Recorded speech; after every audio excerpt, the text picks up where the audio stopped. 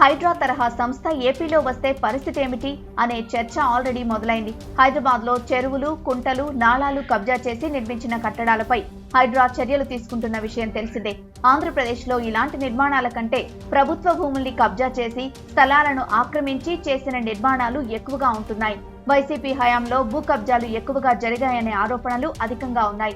ఈ క్రమంలో ప్రభుత్వానికి చెందిన భూమి కబ్జా చేసిన వారిపై చర్యలు తీసుకునే విధంగా ఒక సంస్థను ఏర్పాటు చేసే అవకాశం ఉందన్న చర్చ జరుగుతోంది. దీంతో వైసీపీకి చెందిన నేతలు ఎక్కువగా ఇబ్బంది పడే అవకాశం ఉన్నట్లు తెలుస్తోంది. నిజంగా ఆక్రమణలపై టీడీపీ కూటమి ప్రభుత్వం చర్యలు ప్రారంభిస్తే కబ్జాదారుల జాబితాలో అధికార పార్టీకి చెందిన నేతలు ఉన్నా చర్యలు తీసుకోక తప్పదు. లేదంటే ప్రభుత్వంపై వ్యతిరేకత పెరుగుతుంది. హైడ్రా తరహా సంస్థను ఏర్పాటు చేస్తే అన్ని పార్టీల నాయకులు ఇబ్బంది పడే అవకాశాలు ఉన్నాయనే ప్రచారము జరుగుతోంది.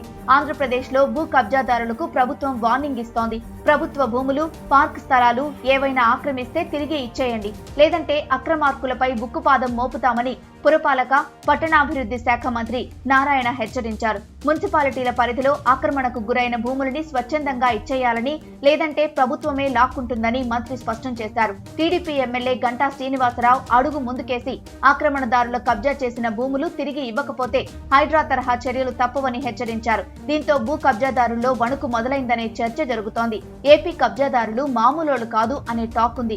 మరి మంత్రి గారి హెచ్చరికలతో ఆక్రమణదారులు వింటారా, లేదంటే బుల్డోజర్ల ఏపీగా పేరు తెచ్చుకుంటుందా? చూడాలి.